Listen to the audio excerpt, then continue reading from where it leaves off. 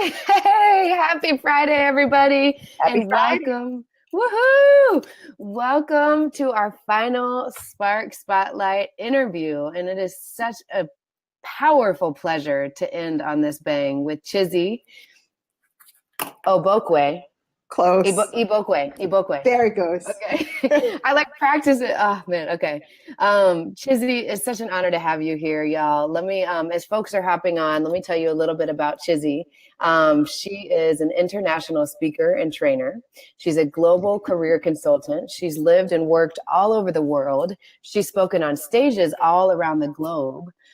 She inspires leaders to dream big and to lean into their global aspirations. And not only that, but just this week, you were named top 7 millennials to follow. What an honor. Thank you so And much. to just like end on this bang of we've come on such a journey these 5 days and to And end my with birthday's next week. Look at all and this. your birthday's next week. Happy So birthday. anyone watching the replay, and if you're watching it on January 27th, You know who to send a birthday message send a to. birthday message. Gifts. What's your favorite flower? I'm not that big of a flower person. Okay. But send me plane tickets. That's Oh what I yeah. always ask for. Yeah. There we go. And something that you say is go after the global vision of your life.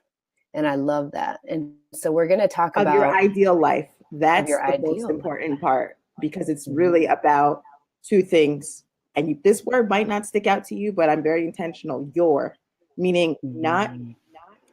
what you think it should be, but like Mhm. you. What is it you actually want? And then ideal, looking at like the future and your vision and really saying to yourself, what's my ideal life? I always encounter people.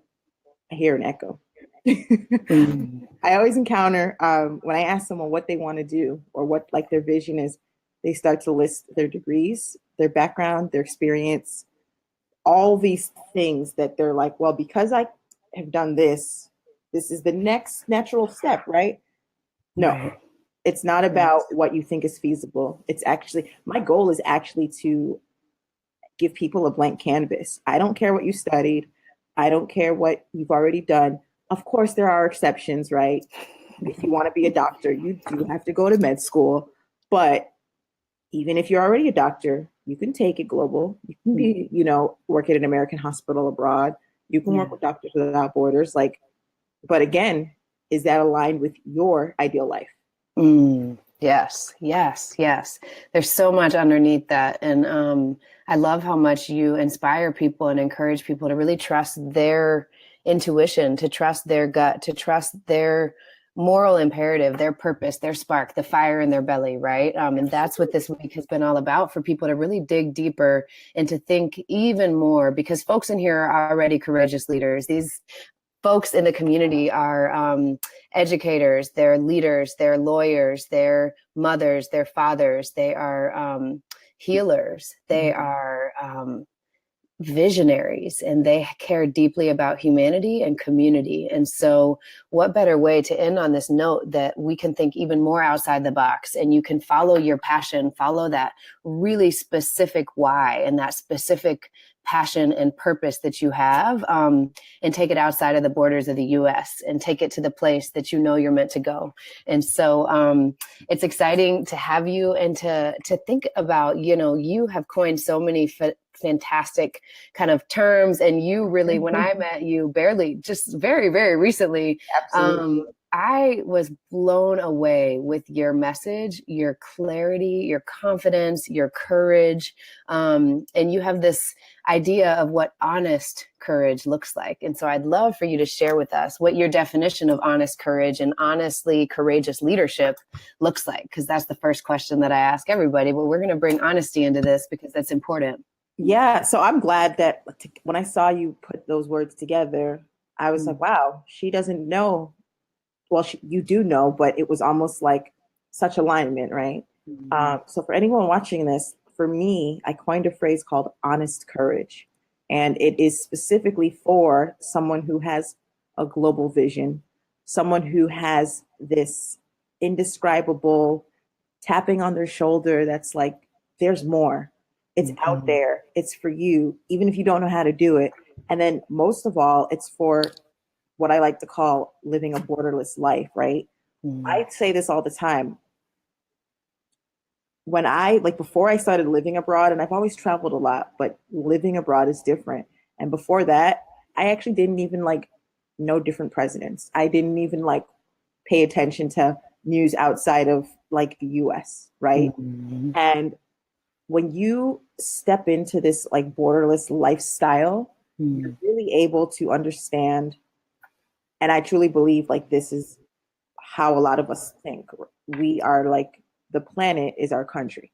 Because think about when stuff happens, there's empathy, but then when you are connected to different parts of the world, you're like, man, what happened in that country? Oh, and it's just the world. It's everybody. It's no longer, oh, I don't know anyone there, so I'm good. It's literally like the world is our country.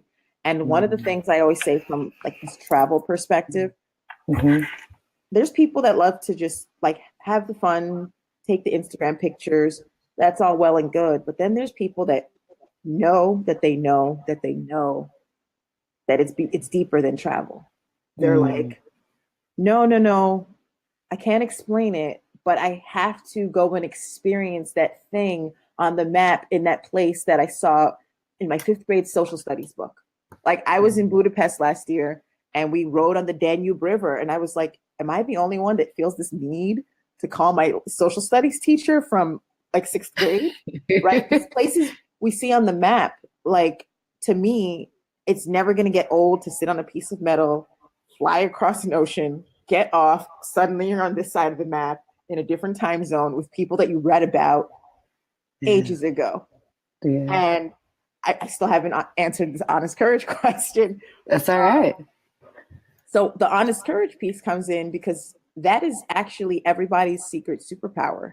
Right? Honest courage is what you get to tap into in order to then go and create. You'll always hear me say this word, create this global career. And if you notice, I'll say career a lot because it's not just about travel. I believe very often we look at this travel. How do I travel more? How do I travel more? There's so much talk about travel in the marketplace, but barely anyone is talking about how can this be long-term? How can this be sustainable? There's some talk about being a digital nomad, but to be honest, I think there's a lot of pressure and hype around that lifestyle. In the sense that I'm very much a fan of someone being true to who they want to be and what they see for their lives. So I think there's a lot of pressure to keep up with the Joneses. Oh, so that's the thing, be a digital nomad. But I recognize there's people that don't want to be digital nomads. So what about them? So I've been able to really distill it into 3 high-level tracks. You can be a digital nomad. You know, you can be a jet setter. You can be a expat. And I see all those on a spectrum. There's thousands of different jobs in each track. There's thousands of different businesses you can start in each, probably even millions. But it's, again, what's best for you and your desired ideal lifestyle. So the honest courage is really simple. A lot of people don't realize this, but when you start on this journey of living a borderless life, there's a lot that's going to come with it in terms of challenges. There's mental, there's spiritual, because you're like, God, wait, what? Why can't I just stay here?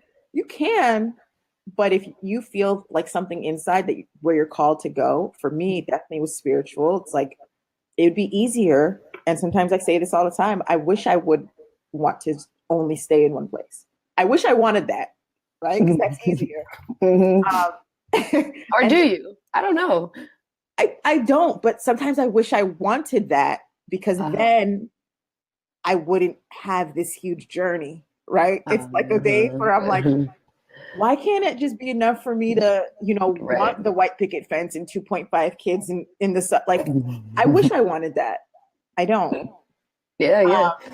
I wish I wanted a comfy cubicle job and, coworkers to just hang out. Like, I really wish I wanted these things.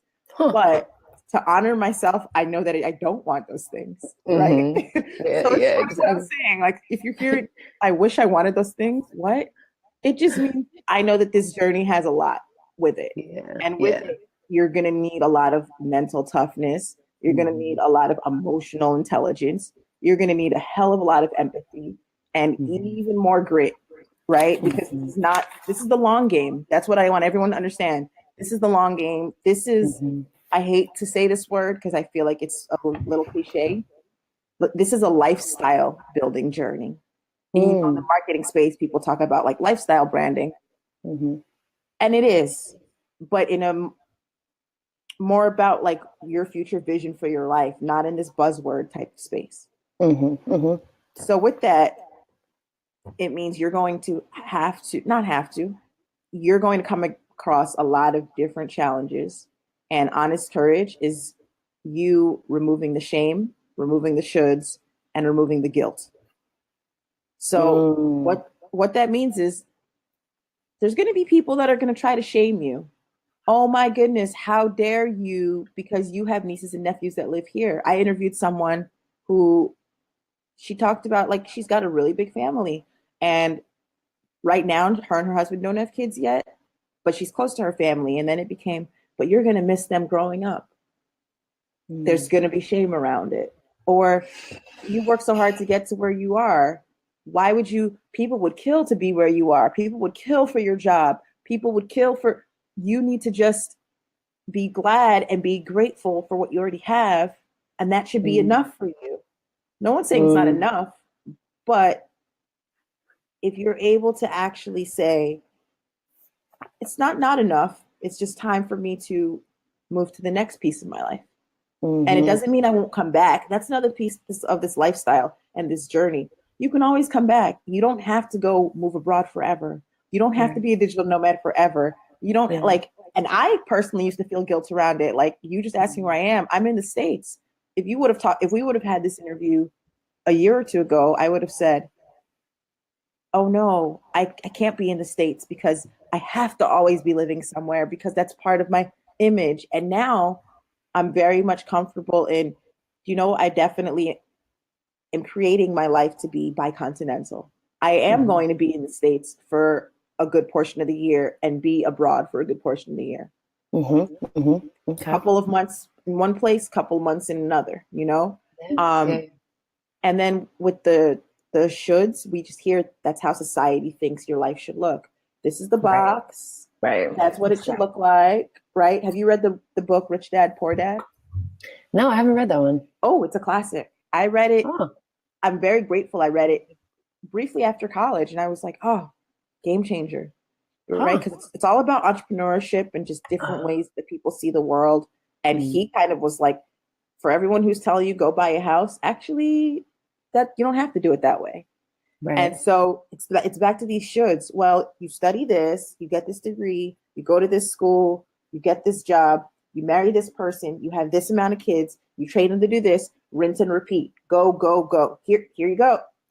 Here's your life. Here you go, Rachel. Like that's it. That's your life. And that's all it's allowed to be. Like this right here. Right. That's it. Yeah.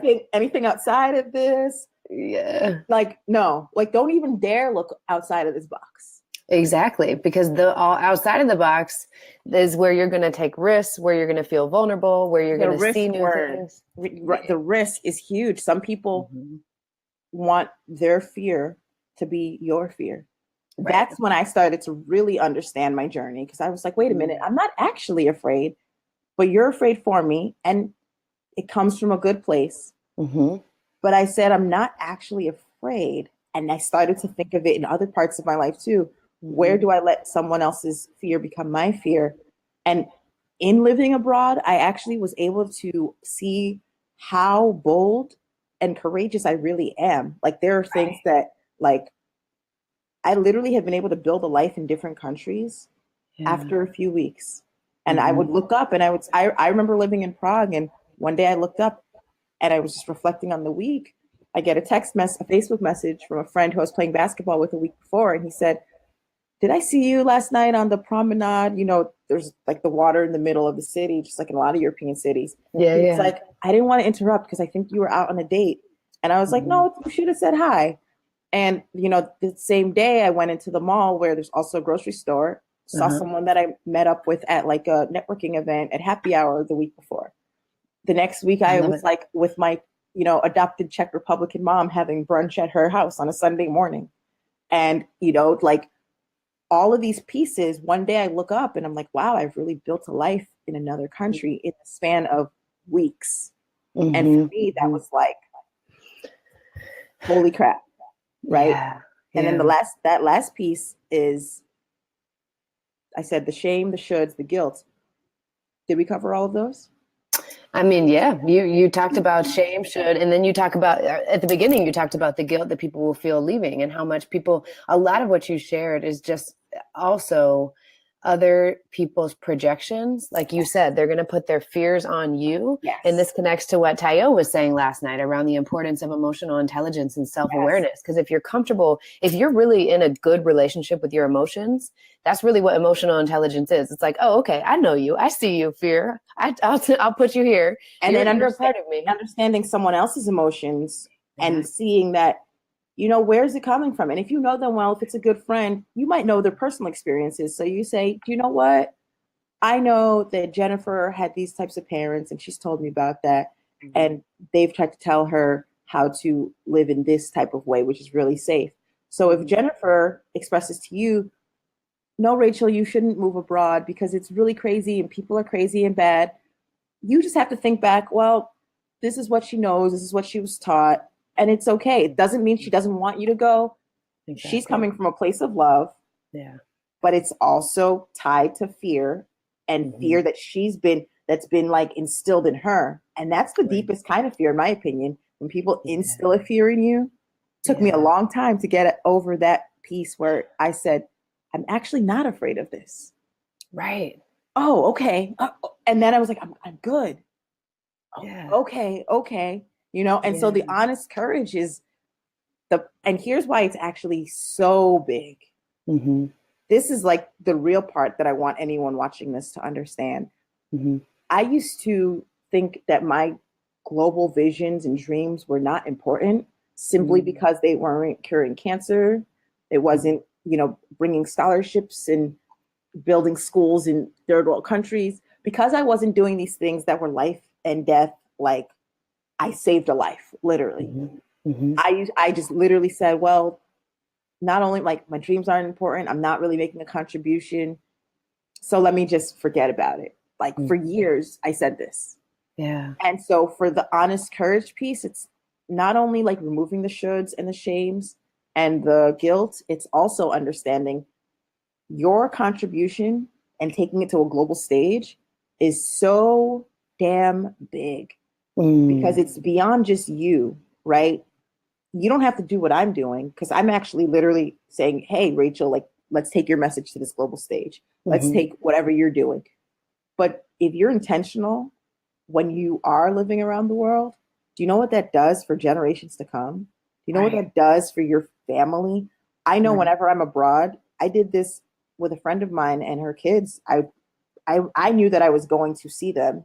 And so when I was in Thailand, I would video chat with them. And they would say like, wow, Aunt Chizzy, we just saw her in our living room and now they're there.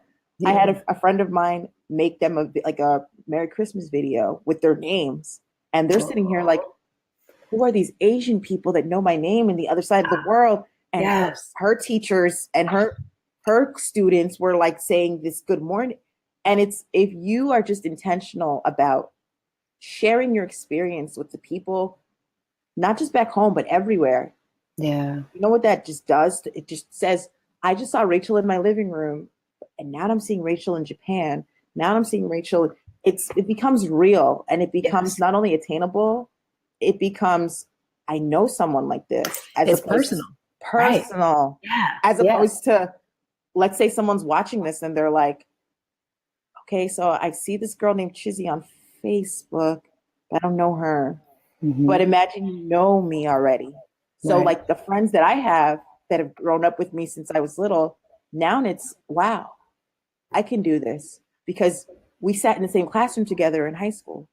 In college, we were, doing the same crazy, stupid things. and like now, wow, I can do this. Yeah. And then think about I think about decades in the future, right? I say this and I'm going to tell you the future of travel, people are finally starting to realize the transformative, powerful effects of it beyond taking trips. And now families are starting to understand, okay, it's going to take a little bit more planning, but I can do it. And so families are now living abroad. There's still a lot of people that are like, yeah, but I have kids, so I don't know. But you know what's going to happen? This is the shift that's happening. What if like you can't, or maybe you don't want to live abroad the whole year because for whatever reason, perfect example, I'm an athlete. If you have kids and they play sports, for them to have a great opportunity to play professionally, you really have to think, is the US the best place for them to play competitively? If the answer is no, cool. If the world is yours. If you're going to take them to other places, what's that sports program like? Right? Yeah. But let's say you don't want to even interrupt that. You can then say, okay, so all American schools have 2 to 2.5 months every summer. Right. Take those 2 months, pack up the family, go live somewhere for 2 months, not vacation, live intentionally. And there's a reason that we are all born in this era where you can do that with Airbnb without thinking like, whose house can I rent? www.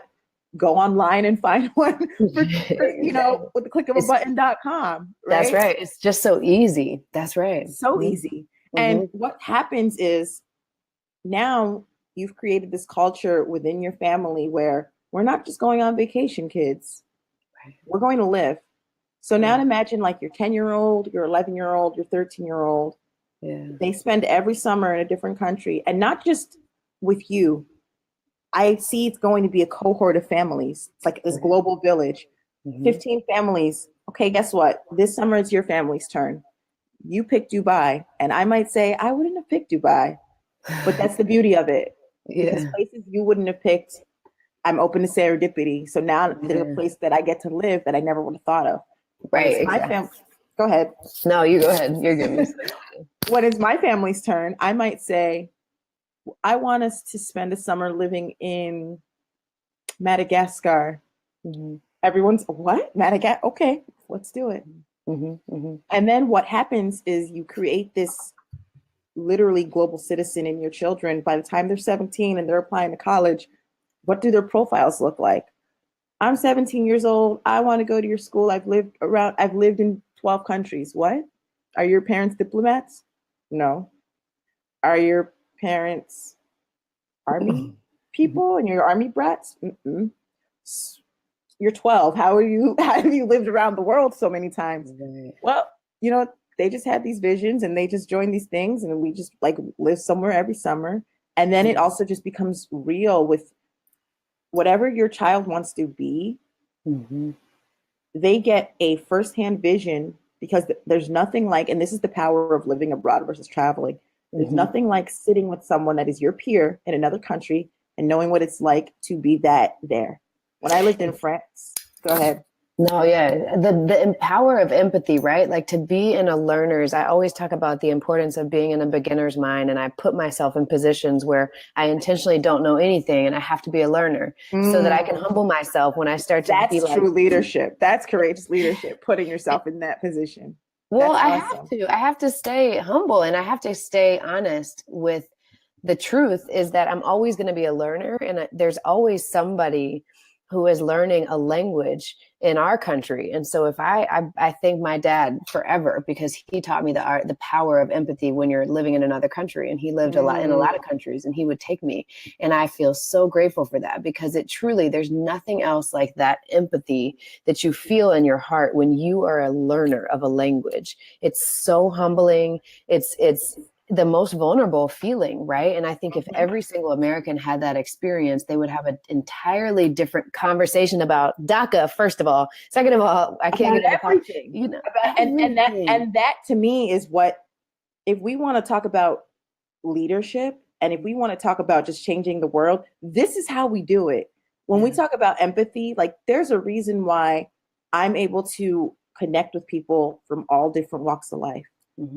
It's not a coincidence that it comes from my travels and living abroad, right? And it wasn't until I lived abroad, I've always traveled, it wasn't until I lived abroad where that empathy muscle became, oh, I get it. This is like their culture, and this is just kind of how they're trained and how their mind is taught. Got it. Right. So yeah, I mean, this whole journey, it's beyond just you, and it's back to like being able to create and cultivate leadership in your future children. I don't even have children yet, right? But this is going to be how it's going to happen.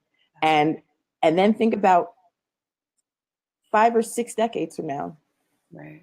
your great grandchildren, great grandma, Rachel lived around the world, and she went on these crazy summer, living homes with all these little cohorts of families. Wow. Right. That's pretty awesome.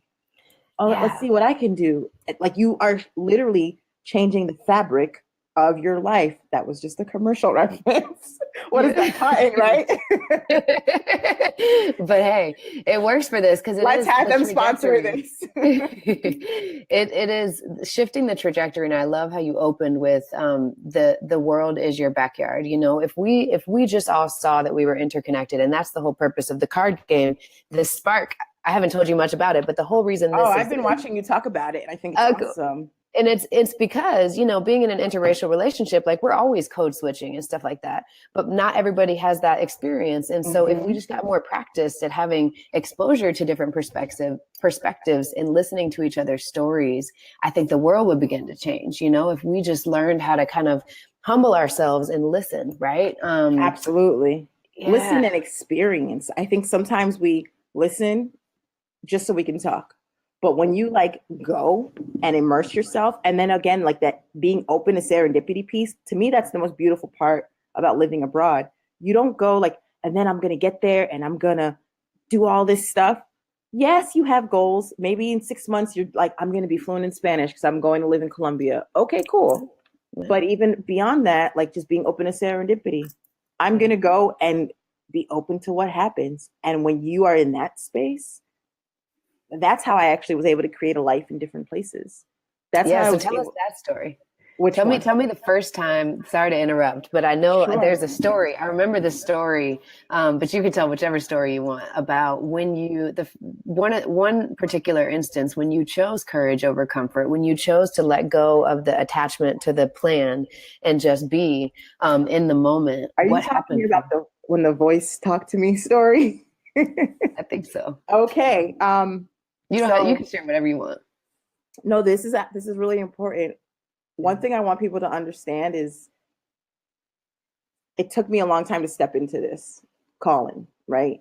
Meaning you're seeing this now, and you might say, wow, you're so confident and courageous. Absolutely. And I thank you for all those, like, recognizing that. But I don't want people to think that this was like, I flipped the switch. Here I am. When I say years, it took years. And, I lived abroad a couple of times. And I think there was a time where I was like obsessed with finding my next international job.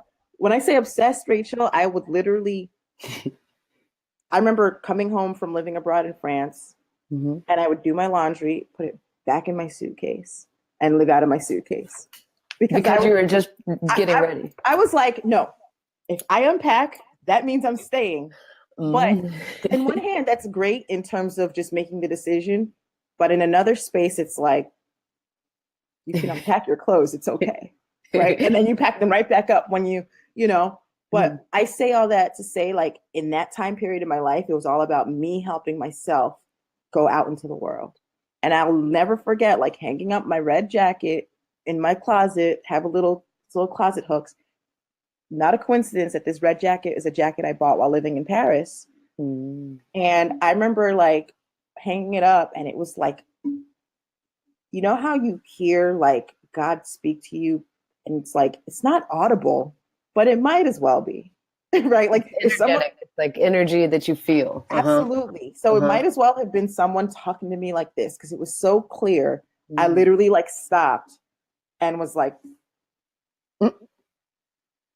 okay, I'll listen, and it was just placed in my spirit. Like, okay, so this is the time. You can either continue to build your international career or stop and help other people build theirs.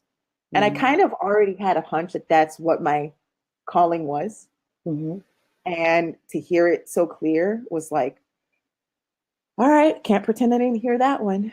And it was like I surrendered so reluctantly. I was like, okay, fine. Like, I literally, okay, fine. But even in that moment, from that moment, it still took me years to actually step into whatever day that was up until about a year or two ago. There's probably like 4 or 5 years in between of me like hiding and being afraid because it's a huge undertaking, right? I want you to show the world how to experience more of the world. Wow, no pressure, none at all. None whatsoever. So I definitely chose the courage over comfort. And another piece that you would never guess about me, like, wasn't until 3 years ago that I was camera shy.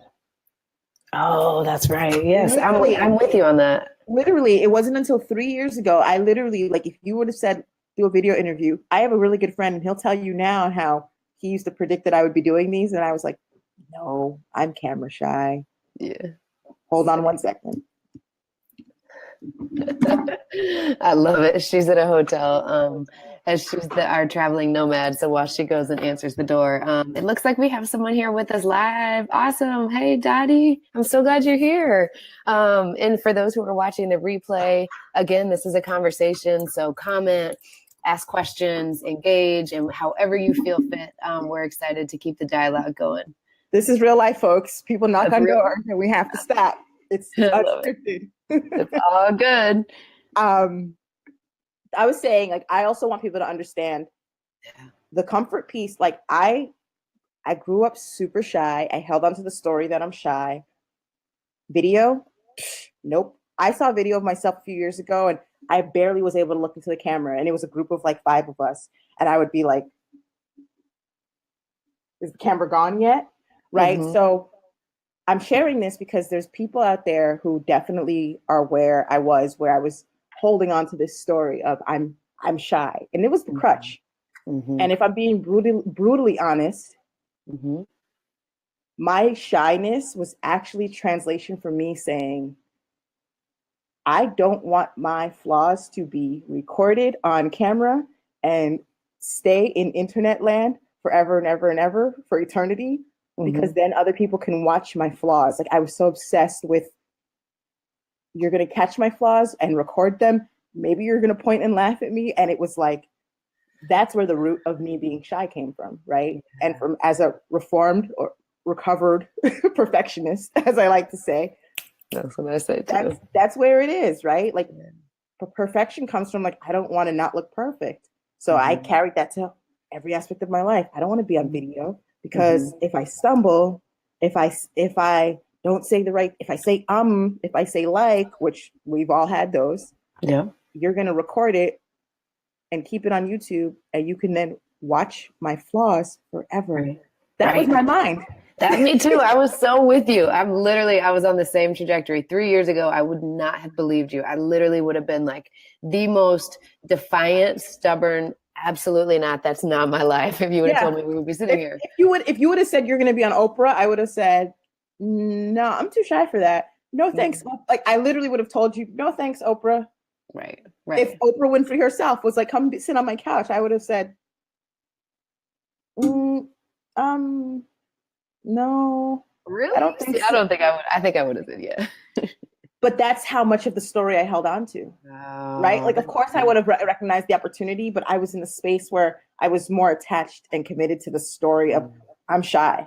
And that was my way of saying, no, I don't. Like, that was my way of allowing myself to choose the fear and the comfort. Just to go back to your point. So this whole journey is the time that I chose. Like, me sitting here with you, talking about it and living it and walking it, this entire business, it's beyond a business. This is like, it's no longer uncomfortable for me, but stepping into it, that transition, most uncomfortable thing I've ever done. Because I wanted to, left to me, my vision was, I'm just going to be the behind the scenes person. You know, I'll just put my logo somewhere. You might know my company name. You don't have to talk to me. Like, you just hire me to do some stuff. I come from a branding background. So I was like, I'll just, help with like cool advertisements and branding. And you don't have to talk to me. The way God had it in store, that's not what was going to happen. Or But I could here's have what chosen that. yeah. Here's what I love about your story though, right? And the folks in this community is they have a calling, like there's something inside of you that feels called to step out and up even more. And what happens when you choose to listen to that calling, that spark, that fire, is that then when you lean in and you take the first step, which is recording the first video, it's hard as hell, but then the second one gets a teeny bit easier, and then the third one gets a teeny bit easier. And what happens when people like you and your story are out there, then the next generation, another woman who might feel and have a very similar experience, sees you open a door and therefore feels less alone. And they feel like, wow, I can see myself in her story. So it's not just a pipe dream. It's not just something that's in the Oprah magazine. Like that's actually, I'm like a couple degrees away from that story. You know what I'm saying? And that's actually why I created an entire community around this space. And that's also why, like, I understand that I am a super connector by nature, right? Mm-hmm. And it's not a coincidence that I also, embarked on this journey. Those two things together, it's like to show people that they're not alone. And not only are they not alone, like there's two different spaces. It's the people that are aspiring to live this borderless life, and then there's people that are already established. I want the aspiring people to know it's not just me out here doing this. Like, it's not just me and two or three other people. It is hundreds and thousands of us, right? Yeah. And so, being a connector, I'm able to, see these people here. Hey guys, I need to talk to you. The same way you're interviewing me, I interview people all the time and say, okay, what are you doing in this global space? Awesome. I need you to come and talk to my community of aspiring global career creators and let them know, like, one, I'm going to give you like the steps so there's no hiding information. Mm-hmm. Two, I'm going to let you know that it can work for you and in your industry and genre and all of these different things. And so not only are you not alone, but here's testimony, like, because sometimes we have to see it. We have to see someone that looks like ourselves and also someone that, like, wasn't born into wealth, right? It's Right. easy to see a celebrity. How many times we don't really know their story, so we're just like, oh yeah, overnight success, and then you hear their story and you're like, wow, right? And it's interesting because I actually think, I know that, like, these global career creators, like, to me, those are the next celebrities. To me, those are celebrities, period. And I actually see it as a way to build what I see that is missing, right? It's easy to complain about the reality TV being trash. It's easy to say, like, why are reality stars considered celebrities? Great. Right. So now it's up to me. Okay, so who would you rather, future generations look up to? Right. Awesome. I would rather they look up to all these people here that are living their dreams and that are out in the world and that are, like, crossing all these oceans and doing all these things. So now it's here they go. Like, to me, that's the next Hollywood, or, the better Hollywood.